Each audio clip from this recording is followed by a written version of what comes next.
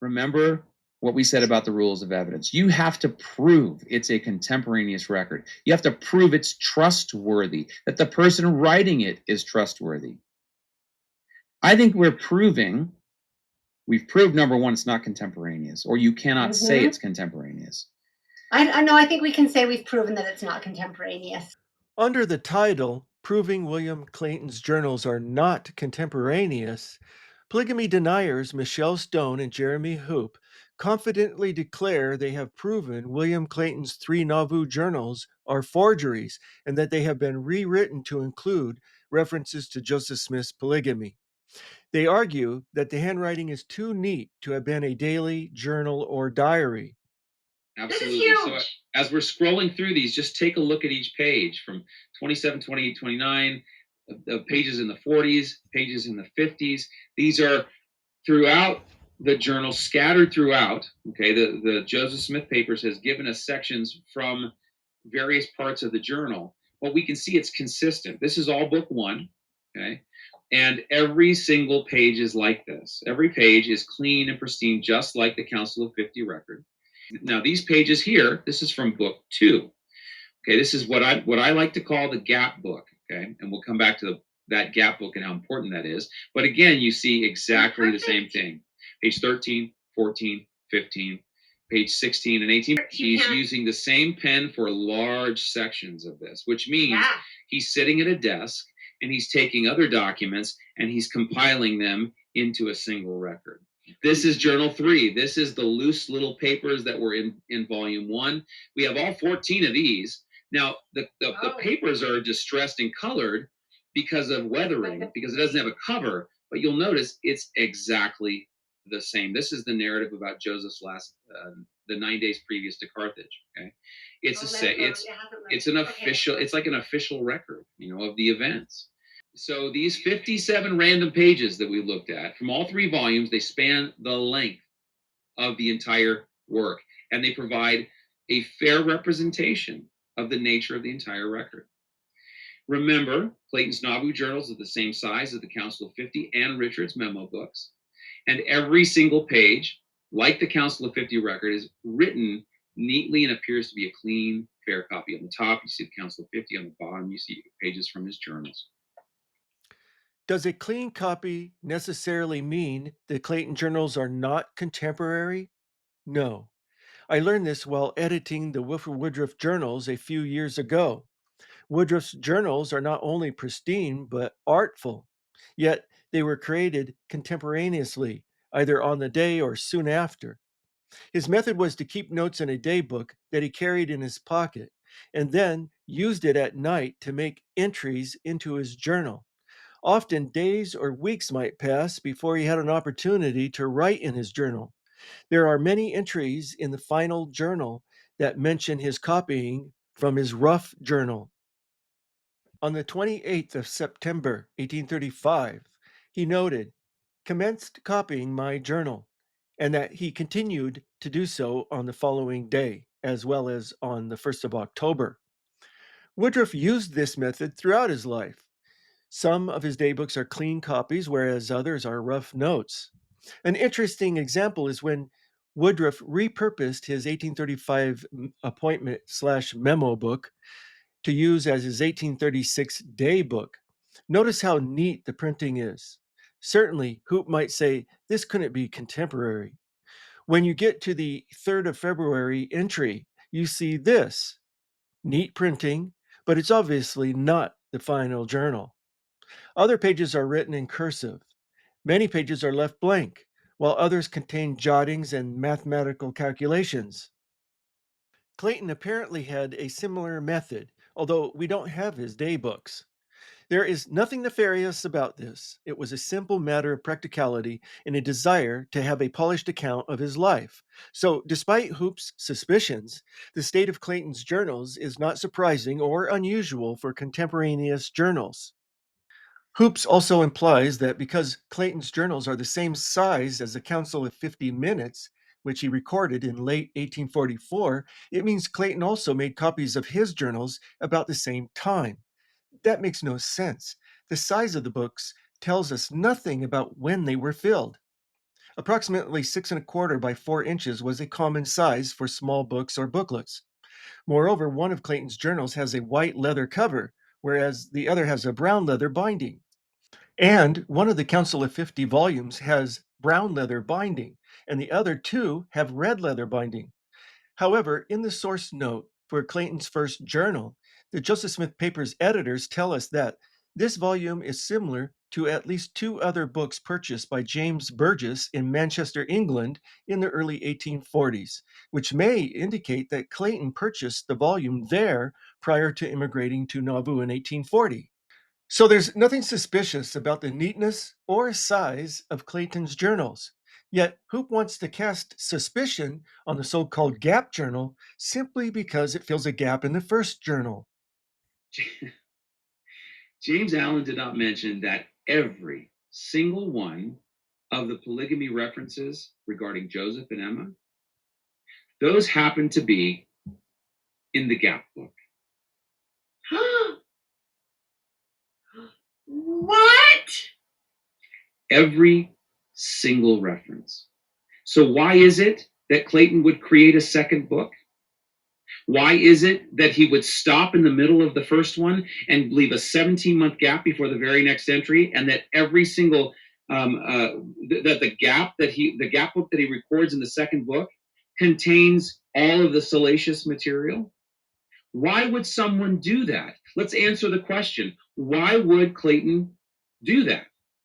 Well, I think that's the idea that should be explored. That's the thing that James Allen should have been talking about and should have frankly let us all know in his warning, because he knows that. Okay. So you tell me why Clayton, little Willie, is recording these things there.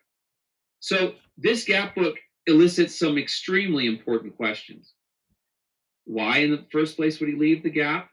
You know, what possible motivation? What reason? Okay, one obvious reason is that he was not only protecting Joseph Smith, but also himself. He had just married his first plural wife, Margaret Moon, the sister of his first wife. The last entry he made before changing journals mentioned the marriage, and then he repeated it in the first entry of the new journal. The last entries in the first journal read April 22nd, 1843. In the evening, conversed with Margaret Moon on the priesthood. April 24th. Sister Margaret Moon went with me. She is a lovely woman and desires to do right in all things, and will submit to counsel with all her heart. Got back at dark, conversed some with President Smith. April 27th, at the temple a.m. Went to President's house, who rode with me to Brother Kimball's, where Sister Margaret Moon was sealed up by the priesthood, by the President, and married me. p.m. at the temple. Evening, told mother-in-law concerning the priesthood. All that was in the first journal. The first entry in the second so-called Gap Book journal reads, At the temple, a.m., at 10, at Brother Kimball's, was married to Margaret Moon. p.m., at the temple, evening, told mother-in-law about the priesthood. While the Gap Book has references to Joseph Smith's plural marriages and difficulties with Emma, most of the references to polygamy are about Clayton's family and the problems polygamy brought to it. It seems no one was happy in the situation, and Clayton begged Joseph Smith to release him and Margaret from the covenant. Margaret became severely depressed and at times refused to speak to Clayton. Here are a few excerpts. July 22nd, 1843. Margaret and I had a long conversation together. She has stood true to her covenant. I also had some talk with him, that is, Aaron Farr, Margaret's former suitor, and although the shock is severe, he endures it patiently. My heart aches with grief on his and Margaret's account, and could almost say, oh, that I had never known. If I have done wrong in this thing, show it me, that thy servant may repent of it and obtain forgiveness. But, O Lord, have mercy on me, and by some means release me from this grievous bondage of feeling, and thy servant will praise thee. July 23rd. Margaret appears dissatisfied with her situation and is miserable. I offered to her to try to have her covenant released if she desired it, but she said she was not willing. July 24th. Margaret is still miserable and unhappy, and it does seem that my heart must burst. What shall I do? How shall I recompense? And how long must I thus suffer worse than death for that which I have always regarded as being the will of the Lord? By the help of the Lord, I will do right. I have repeatedly offered to Margaret to try to get a release from the covenant, and I have done all I know to make things comfortable, but to no effect. She appears almost to hate me and cannot bear to come near me. July 26th. Margaret seems quite embittered against me, in consequence of which I called her to me and asked her if she desired the covenant to be revoked if it were possible. To this, she would not give me a satisfactory answer. I went to see President Joseph. I took Aaron Farr to talk with him. I called the president out and briefly stated the situation of things, and then asked him if the covenant could be revoked. He shook his head and answered no. This is only a sampling of the miserable conditions in the Clayton household. I will skip the parts about Joseph and Emma for another time. But this makes it quite clear why Clayton would suddenly write in code and then switch to another journal. He knew the practice was illegal and a closely guarded secret.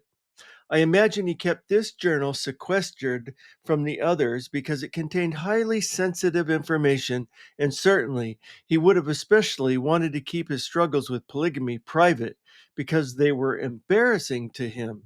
So the existence of the Gap Journal is not an indication that it was created later to insert material about polygamy. If Clayton had written later, intending to create a fraudulent record to support polygamy, especially Joseph Smith's involvement, he would have simply kept writing in the first journal. There would be no need to create a separate journal. And if he wanted to create a proof source for Joseph Smith's polygamy, he certainly wouldn't have included all the personal information that made him, Joseph Smith, and polygamy look bad. To use Stone's expression, That is the dumbest claim.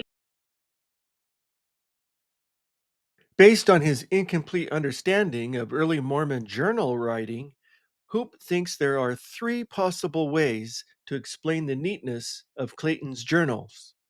There are possibilities, by the way. That number one, here, let me acknowledge. He wrote this clean copy. You cannot say anything but that it's a clean copy from his journal, from his original journal, on the very same day or shortly thereafter. But if so, how do we account for that gap book? And Is it how do we possible? account for the consistency of the entries and the penmanship? It is possible that he went a week, right? Wrote his journal and said, I need to clean this up. So while he's recording the next week's entries, he's going back and recording while he's doing all of his other work, by the way. Okay. Yeah. He's recording a clean copy at the time. Okay. Hoop never explicitly gives an argument of why the Gap book proves the journals are not contemporary.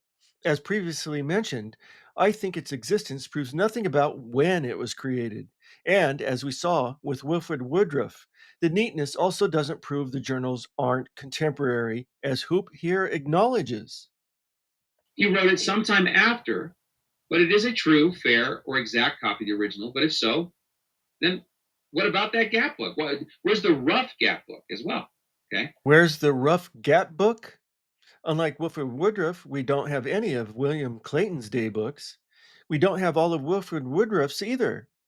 In their minds, there was no reason to preserve them. Once revelations, letters, minutes had been copied into books, there was little need to preserve them. At least many of them are no longer extant. I think the most logical, the most consistent, he wrote it after Joseph Smith's death. He used it to create a narrative to support, quote, the new order of things. This explanation accounts for Clayton's pattern of creating records. It accounts for the fair copy nature of the journals. It accounts for the situation Clayton was in with Brigham Young and Clayton's possible motive. And it also perfectly accounts for the strange Gap book with all of the Joseph Smith polygamy references. It's the only consistent narrative, is that he did it afterwards and he invented things and put them in the Gap book. I don't think any of these reasons are compelling. None of them rule out the first proposition that Clayton wrote his clean copy from his journal on the very same day or shortly thereafter, and none of them are evidence of a later date. If we assume Clayton copied his journals after Joseph Smith's death, that would explain their neatness, but it doesn't prove they were written at a later date. If we assume Clayton copied his journals after Joseph Smith's death, He could have added references to Joseph Smith's polygamy, but that doesn't prove these references were added. There is a difference between raising the possibility and presenting probable evidence. Historians know this as the fallacy of possible proof. As I have explained, there is a good reason for the Gap book that doesn't involve conspiracy and falsification. The existence of the Gap book doesn't help Hoop's theory, it hurts it. Also, the neatness of Clayton's journals doesn't prove they were not contemporary. We learn from Woodruff's papers that he kept day books and soon after copied them into his journals. Apparently, Clayton had a similar method. However, there is evidence supporting the first proposition that Clayton's journals were composed very near the time of the events they recorded, which Hoops struggles to escape. This is what they call proof that the journal is contemporaneous. There's a page in the journal where Clayton traces something called a Kinderhook plate. If you're not familiar with that story, go Google it. You'll figure it out. In 1843, several men unearthed 6 bell-shaped brass plates, each about 3 inches tall, from a Native American burial mound near Kinderhook, Illinois. The plates featured symbols that resembled an ancient script. One of the men suggested that the artifacts should be taken to Nauvoo for Joseph Smith to translate. According to Clayton's so-called Gap book, President Joseph has translated a portion and says they contain the history of the person with whom they were found. And he was a descendant of Ham through the loins of Pharaoh, king of Egypt, and that he received his kingdom from the ruler of heaven and earth. The plates were subsequently discovered to be a hoax. During the week they were in Joseph Smith's possession, both Clayton and Brigham Young examined them and traced their shape into their journals. The question is, did Clayton trace this on the day, on May 1st, 1843, as it says in the journal? The antagonists, the apologists both agree that this is absolute proof that the journal is contemporaneous. So, what about that, Jeremy? Look, I can't prove when he wrote this. I don't know when he wrote it exactly. I have an idea of when he wrote it, but I don't know exactly when he wrote this particular page. But he could have written a long time after because we have newspaper articles from which he could have made a sketch, or he could have cut them out and traced around them because those newspaper articles were made from something they're called woodcuts. Clayton wrote in his journal, "This diagram shows the size of the plates being drawn on the edges of one of them. Hoop's theory can't survive if Clayton traced one of the plates during the week they were in Joseph Smith's possession. So he desperately needs to explain away this evidence. According to Hoop, Clayton didn't trace one of the plates, as he stated, but somehow planted this fake evidence. Now look closely at the two tracings. No way Clayton and Young did that freehand. The edges are just too perfect, and I seriously doubt that a cutout of the newspaper or broadside would be adequate to produce a hard-edged shape, such as we see in the two journals. But Hoop has a third option. We also had the woodcuts available. Apparently, the same person who made the woodcuts for the Book of Abraham and printed them in the newspaper. Those are actually they cut images out of wood and they make etchings, say, so that you can then put ink on them and put them on a page, and then you have the image. That's what you're seeing in these newspapers are made from woodcuts. They were made by a guy named Reuben Hedlock, and apparently Joseph employed him to make the woodcuts of the Book of Abraham, or also employed him to make the woodcuts of these Kinderhook plates. They got printed in the Nauvoo Neighbor, I believe it was. They got printed in the Prophet. So Clayton had access to something. Something? Hoop seems determined to explain away this evidence any way he can. He appears to suggest that Clayton could have used the woodcuts themselves to trace around. I don't think Hoop understands Hedlock's method. The woodcuts weren't cut out of wood in the shape of a bell. They had to be square to fit tightly into the printing forms. Woodcuts could be made to use directly, but they would have to be square with low relief and impossible to trace. However, Hedlock etched the image into a block of wood, which was then used to create a mold so that the metal could be poured into the mold to create a plate.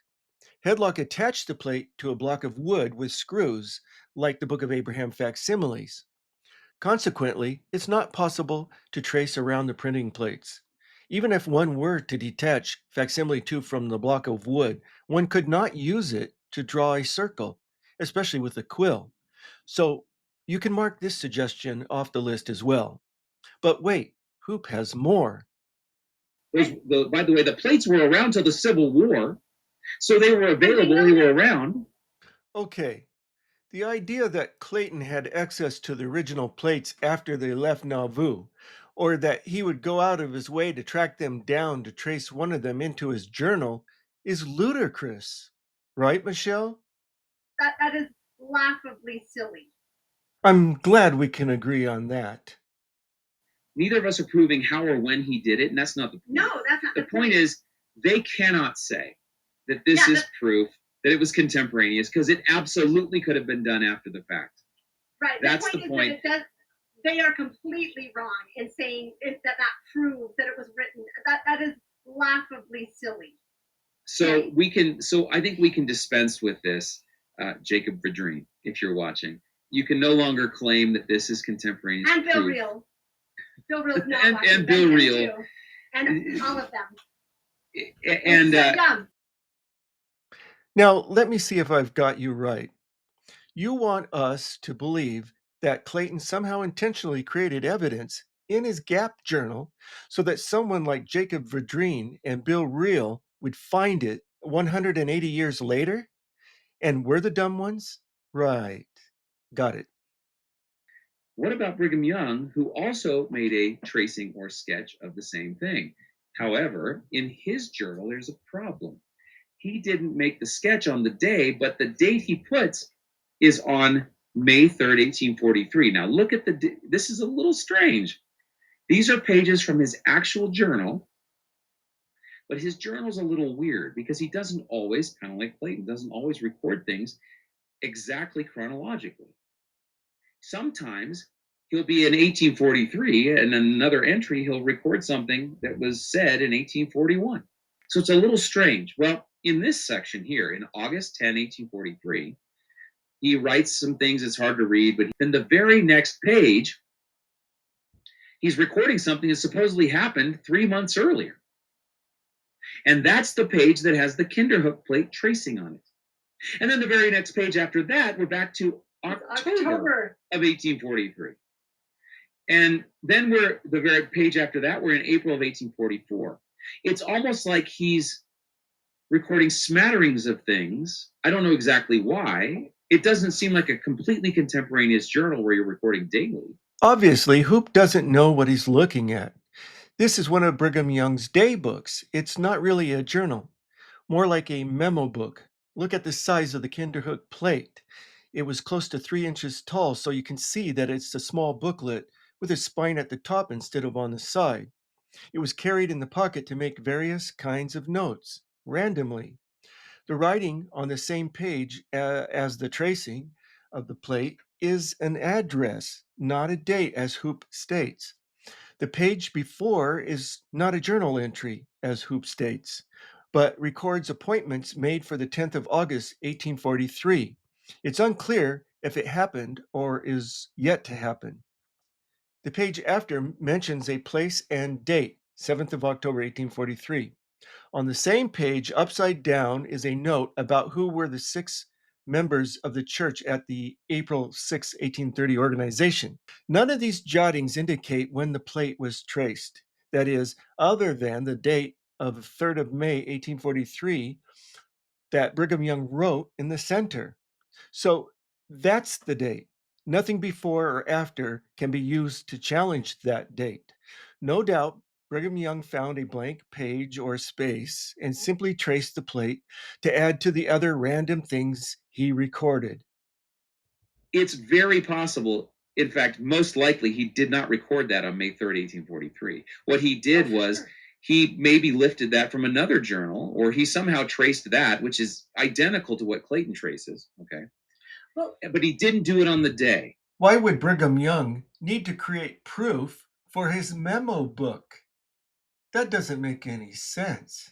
That is laughably silly. Hoop is just making things up to escape evidence that challenges his pet theory, but it's entirely unconvincing. So, and you know what? The fact that this is what they have as proof shows us how silly this entire argument is. They keep saying, why do we even have to discuss this? It's so obvious. I think, no, the tables. This is why we have to discuss this. The tables have now turned where we should say, why do we even have to discuss your stupid claims? This is Absolutely. so stupid. Why do we have to dignify? Why do we have to dignify your claims that it's contemporaneous? This is not. This is absolutely not contemporaneous. And for you to say so is well, it's in the face of evidence contrary to your claims. It should be embarrassing, and at some point it will be. I have a feeling I know which arguments will age better than others. So I think we can definitively say this. You cannot say it's contemporaneous. I believe you can say it's not contemporaneous, but you certainly cannot say it is contemporaneous. Oh, yes, we can. You have not even come close to overcoming the Kinderhook tracing evidence in both the Clayton and Young journals. Your explanations are weak and implausible. You have apparently not thought through the implications of asserting that both Clayton and Young planted evidence in their journals that would only be found 180 years later. There's no sane reason they would do that. It doesn't make any sense. Until you can give us a cogent argument rather than one that has been hastily formulated, I think we can safely say Clayton's journals, particularly the so-called Gap Journal, are contemporary records. Of course, we don't have full access to Clayton's journals, but as things stand, you can't say the journals are not contemporary. Possible proof for your theory is not good enough. Now, it pains me to see the polygamy deniers victimizing Joseph Smith's victims. Clayton was a victim who victimized others, but he did things he would never have done had he not met Joseph Smith.